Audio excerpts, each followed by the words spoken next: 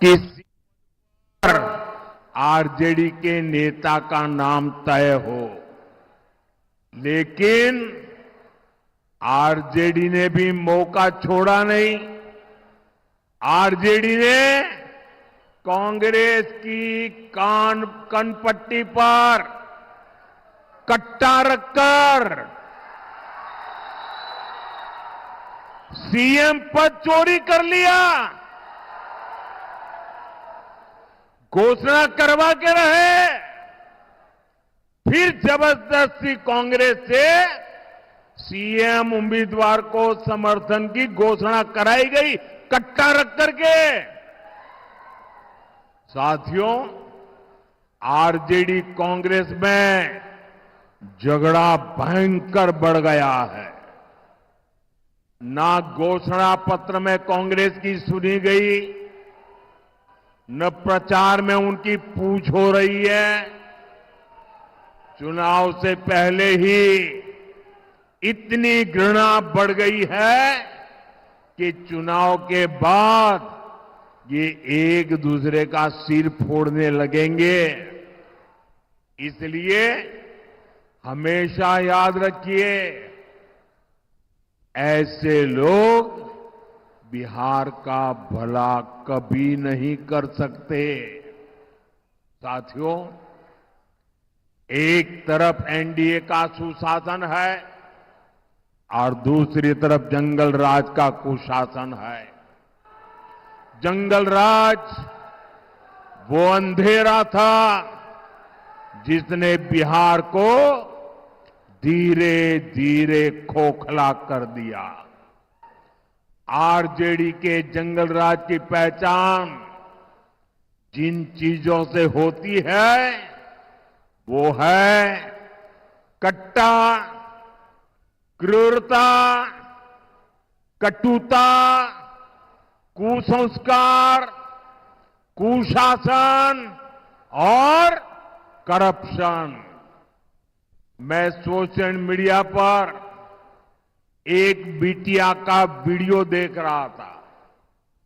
वो बेटी बोली कि हां, जब कुछ महीने के लिए आरजेडी सरकार में शामिल हुई थी तो उस बेटिया ने उतने में ही जंगल राज का ट्रेलर देख लिया था। बिटिया से छेड़खानी, व्यापारियों से लूटपाट, रंगदारी, सब कुछ मौका मिलते ही आरजेडी वाले मैदान में उतर आते हैं। साथियों, भोजपुर वीर कुंवर सिंह जैसे क्रांतिवीरों की धरती है। भोजपुर सच्चिदानंद सिन्हा जी जैसे सेनानियों की धरती है। जिस भोजपुर ने 1857 की क्रांति का क्रांतिवीर दिया, जिसने संविधान सभा का पहला अध्यक्ष दिया, उस क्षेत्र को आरजेडी ने कट्टा, क्रूरता, कटुता, कुसंस्कार, कुशासन और करप्शन का अड्डा बना दिया था। 2005 से पहले के 15 वर्षों में इसी आरजेडी ने यहां जातीय दंगे करवाए। दलितों, महादलितों, अति पिछड़ों के बच्चों को माओवादी आतंक की आग में झोंक दिया। और आज ये लोग बिहार के विकास की बात करने की हिम्मत दिखाते हैं। साथियों, मैं आपको यही भोजपुर जिले की एक घटना याद दिलाता हूं। वो साल 2004 का नवंबर का महीना था।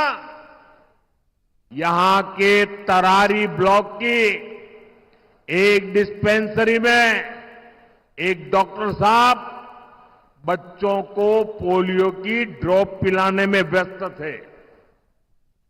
ये काम करते करते उनको देर हो गई। देर शाम घर के लिए निकले तो रास्ते में जो नई उम्र के नौजवान है ना, जरा सुनिए, 2004 की घटना है, यहां की घटना है। जब डॉक्टर साहब रात को जरा देर से घर जा रहे थे तो रास्ते में हथियार बंद लोगों ने उनका अपहरण कर लिया। सेवा करने वाले डॉक्टर बच्चों को पोलिया का खाना दे रहे थे, वो डॉक्टर जब जा रहे थे। साथियों, जंगल राज के दौरान ऐसे ही करीब 37,000 लोगों का अपहरण हुआ था। दूसरों का जीवन बचाने वाले डॉक्टरों को अपना जीवन बचाने के लिए बॉडीगार्ड लेकर चलना पड़ता था। नीतीश जी और एनडीए सरकार बहुत मेहनत से बिहार को उस मुश्किल दौर से बाहर निकाल कर लाए हैं। साथियों, आरजेडी अगर बिहार में जंगल राज लाई, तुष्टीकरण की राजनीति लाई, तो कांग्रेस की पहचान सीखों के कटले आम से जुड़ी है। ये 1984 में 1 और 2 नवंबर की ही तारीख थी। आज भी 2 नवंबर है। 84 की 1 और 2 नवंबर, जब दिल्ली में और देश के कई भागों में कांग्रेस के लोगों ने सिख नरसंहार किया था। आज भी कांग्रेस सिख नरसंहार के गुनहगारों को पूरे सम्मान के साथ अपनी पार्टी में नए नए होद्दे दे रही है, उनको आगे बढ़ा रही है। कांग्रेस हो या आरजेडी, इन्हें अपने पाप का कोई पछतावा नहीं है। साथियों, तुष्टीकरण की इस जीत में आज आरजेडी, कांग्रेस बिहार की पहचान खत्म करने में जुटी है। ये लोग बिहार में घुसपैठियों के समर्थन में यात्राएं कर रहे हैं। ये लोग घुसपैठियों को बचाने के लिए तन मन से जुटे हैं। पहले तो इन लोगों ने बिहार में ऐसे हालात बना दिए कि बिहार के लोगों का यहां रहना ही मुश्किल हो जाए, और फिर घुसपैठियों को ये लोग बिहार में बसा रहे हैं। मैं जरा मेरे बिहार के भाई बहनों को पूछना चाहता हूं, आप मुझे बताइए, ये बिहार के संसाधनों पर आपका हक है कि नहीं है? मुझे पूरी ताकत से बताइए, आपका हक है कि नहीं है? क्या ये बिहार के संसाधन किसी को लूटने देंगे? क्या घुसपैठिए आकर के कब्जा करने देंगे? क्या घुसपैठियों को अपने भविष्य का निर्णय करने देंगे? ये घुसपैठियों को हटाना चाहिए कि नहीं हटाना चाहिए? ये घुसपैठियों को बचाने वाले पापी है कि नहीं है? एक घुसपैठियों को बचाने वाले आपके गुनहगार है कि नहीं है? एक घुसपैठियों की रक्षा करने वाले आपके भक्षक है कि नहीं है? मेरे भाइयों बहनों, इनके इरादे बहुत खतरनाक हैं, और इसलिए आपको आरजेडी कांग्रेस वालों से बहुत सावधान रहना है। साथियों, ये वो लोग हैं जो सिर्फ और सिर्फ जंगल राज की पाठशाला में पढ़ करके ही निकले हैं। उनकी पाठशाला ही जंगल राज है, जिनकी ट्रेनिंग ही जंगल राज की रही है, वो बिहार के उद्योगों को बर्बाद करने के अलावा कुछ नहीं कर सकते। इनकी बातें सुनकर एक ही बात मन में आती है। अपने यहां कहा जाता है,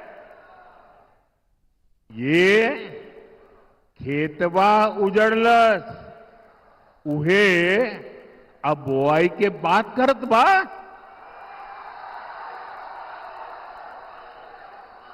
मैं इनके पुराने कारनामों को फिर याद दिलाऊंगा। यहां पड़ोस के रोहतास जिले में डालमिया नगर है, एक कस्बा अंग्रेजों के जमाने से ही एशिया का सबसे बड़ा इंडस्ट्रियल एरिया हुआ करता था। फिर कांग्रेस ने, लाल झंडा गैंग ने, आरजेडी के जंगल राज ने डालमिया नगर को तबाह कर दिया। यहां चीनी मिल थी, सीमेंट फैक्ट्री थी, कागज की फैक्ट्रियां थी, सब कुछ था। लेकिन जंगल राज में मिलों में ताले लग गए, कारखाने बंद हो गए, हजारों लोग बेरोजगार हो गए, पलायन के लिए मजबूर हो गए।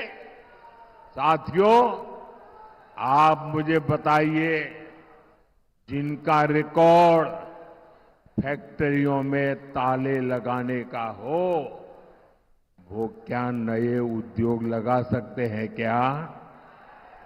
लगा सकते हैं क्या? जब निवेशकों को लालटेन दिखेगा, लाल झंडा दिखेगा, तो को वह क्या वो यहां अपने पैसा लगाएगा क्या? साथियों, निवेश और नौकरी सिर्फ और सिर्फ एनडीए ही ला सकती है। आप देखिए, बक्सर में इतना बड़ा बिजली का कारखाना बन गया है, रघुनाथपुर में सीमेंट कारखाना बन रहा है, दुनिया की बड़ी बड़ी कंपनियों ने भी यहां निवेश करना शुरू कर दिया है। मेरे नौजवान साथियों, मेरी माताओं बहनों, मेरे बड़े बुजुर्गों,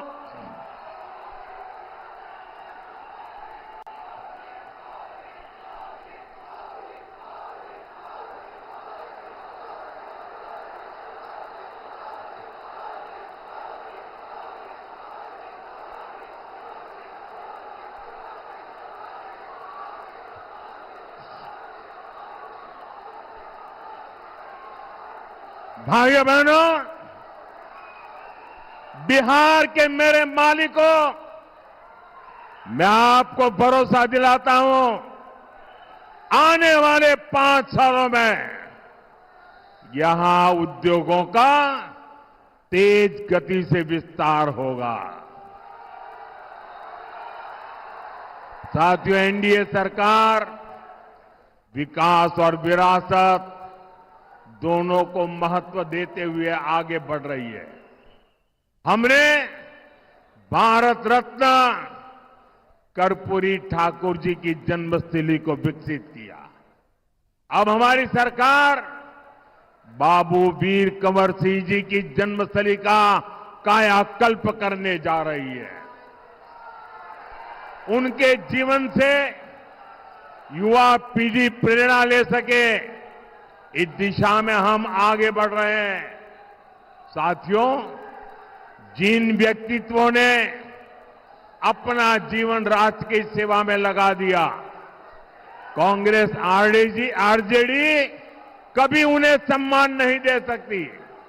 आप याद कीजिए, कांग्रेस ने हमेशा बाबा साहब आंबेडकर का अपमान किया, क्योंकि उनकी लोकप्रियता कांग्रेस के शाही परिवार से बड़ी हो रही थी। फिर कांग्रेस ने बाबू जगजीवन राम का अपमान किया, क्योंकि कांग्रेस के शाही परिवार की राजनीति को उनसे खतरा लगने लगा था। अरे इतना ही नहीं, कांग्रेस ने हमारे सीताराम केसरी जी को भी बेइज्जत किया, क्योंकि कांग्रेस पार्टी के अध्यक्ष पद पर उन्हें कोई और मंजूर नहीं था। साथियों, आपका उत्साह उमंग मेरी सर आंखों पर, लेकिन मुझे अभी बहुत सभाएं करनी है, जरा थोड़ी शांति रखो दोस्तों। आपका प्यार, आपका उत्साह ये विजय की गारंटी है, ये मुझे पता है।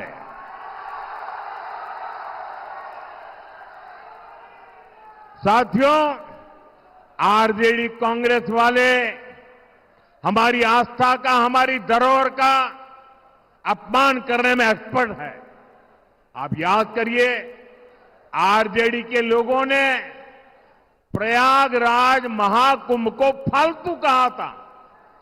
अभी हमने देखा कि कैसे कांग्रेस के नामदार ने हमारे छठ महापर्व को नौटंकी ड्रामा बताया। ड्रामा।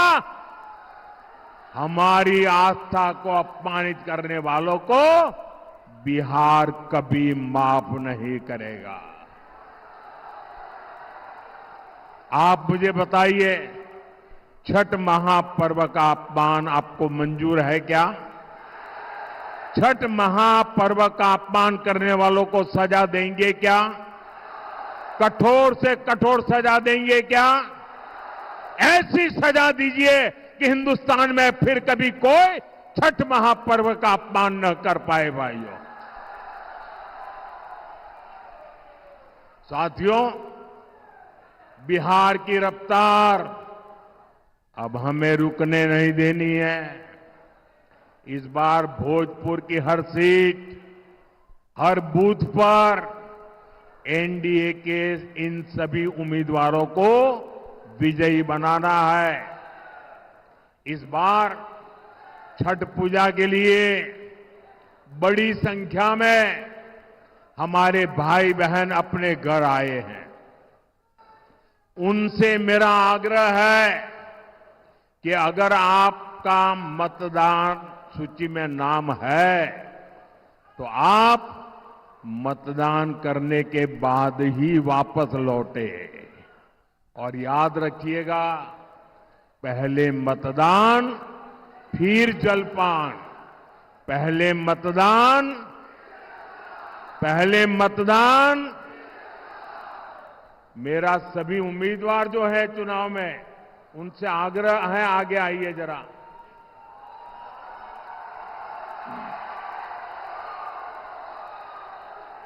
आप सब इतनी विशाल संख्या में हमारे इन साथियों को आशीर्वाद देने आए, मैं आपका बहुत बहुत आभार व्यक्त करता हूं। भारत माता की, भारत माता की, भारत माता की। मेरे उम्मीदवार भाइयों को जरा एक 2-4 कदम पीछे आइए, मैं आपको मिलने के लिए आना चाहता हूं। मैं आप सबको मिलना चाहता हूं। हाँ, यहां आइए, ये बस यहां खड़े रहिए, यहां खड़े रहिए। मैं आपके पास मिलने के लिए आ रहा हूं। आप इनको विजयी बनाइए। भारत माता की, भारत माता की।